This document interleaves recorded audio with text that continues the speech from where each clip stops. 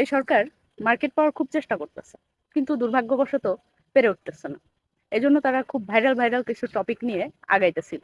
যেমন ধরেন যে তরশু তারা দেখলাম যে বলল বাংলাদেশ থেকে টিকটক অ্যাপসটা বন্ধ করে দিবে।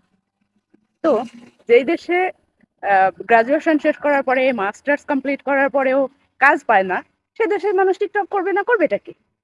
এখন তারা মনে করতেছে যে শিক্ষার্থীদের বাবা মারা খুব খুশি হবে টিকটক বন্ধ করে দিলে, কিন্তু ঘটবে এর বিপরীতটা। কারণ যত ইনফ্লুয়েন্সার আছে, ব্র্যান্ড প্রমোটার আছে, বা হাজার হাজার লক্ষ লক্ষ টিকটক ইউজার আছে, তারা ঝাড়ু নিয়ে রাস্তায় নেমে যাবে। তারপরে পরশু দেখলাম একটা ব্যাপার, সেটা তারা বলতেছে যে বিমানবন্দরে প্রবাসীদের স্যার সম্বোধন করতে হবে। আরে ভাই, প্রবাসীরা যে পরিমাণে সমস্যার মধ্যে দিয়ে যাচ্ছে বর্তমান পরিস্থিতিতে, সেই সমস্যাগুলো সমাধানের চেষ্টা না করে প্রবাসীরা স্যার শুইনা করবেটা কি? অ্যাজ এ বাংলাদেশি হিসেবে একজন বাংলাদেশি যখন এই প্রবাসের মাটিতে কামলা দিতে আসে, সে যে কি পরিমাণে মান ইজ্জত খোয়াইয়ে তাকে এই মানে একেবারে শক্ত একটা মানুষ তৈরি করে, তারপরে দেশে ফিরে তার স্যার সম্বোধন করলে আর কলিজা জুড়ায় না, ঠিক আছে? ওতে আসলে কিচ্ছু হয় না।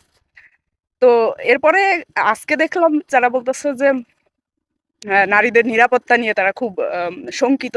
হ্যাঁ, অনলাইনে তাদের যে কি নারীদের সাইবার বুলিং করে, মানে ফিজিক্যালি যা হবার হয়ে যাক, অনলাইনে সাইবার বুলিং থেকে নারীদের রক্ষা করতে হবে।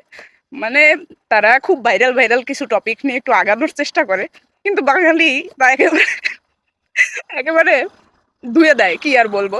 যাই হোক, তাদের শেষ পর্যন্ত আমি দোয়া করি তাদের এই এই যে তাদের যে বুদ্ধিগুলা দেয় যারা, তারা একটু তাদের সুবুদ্ধি দিক, ঠিক আছে?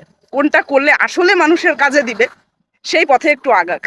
ভাইরাল সরকার হওয়ার ধান্দায় ঘুরে লাস্টে আমসালা সবই হারাইতে হবে, এদের যা বোঝা যাচ্ছে।